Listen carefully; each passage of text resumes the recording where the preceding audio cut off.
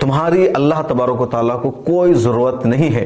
اللہ تعالیٰ جس سے چاہے گا دین کی خدمت لے گا، اسلام کی خدمت لے گا۔ تاریخ اور مثالیں موجود ہے کہ جن لوگوں نے مسلمانوں پر حملہ کیا وہی لوگ اسلام قبول کر کے اللہ تعالیٰ کی دین کو دنیا بھر میں پھیلانے لگے، اور ان کے خاندان میں بڑے بڑے اولیاء علماء پیدا ہوئے۔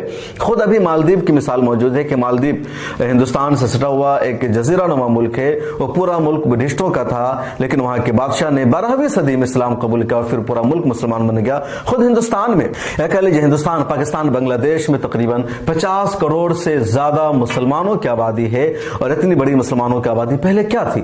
یقیناً یہ راہ راست سے بھٹکے ہوئے تھے، کفر و شرک کے راستے پر تھے، لیکن ان لوگوں کو ایمان کی روشنی ملی، ہم لوگوں نے اسلام کو قبول کیا۔ تو ایک واضح مثال موجود ہے، اور لوگ اسلام قبول کرتے رہیں گے جن کو ایمان کی دولت ملے گی۔ ابھی حال ہی میں دیکھ لیجیے راکھی ساونت اتنی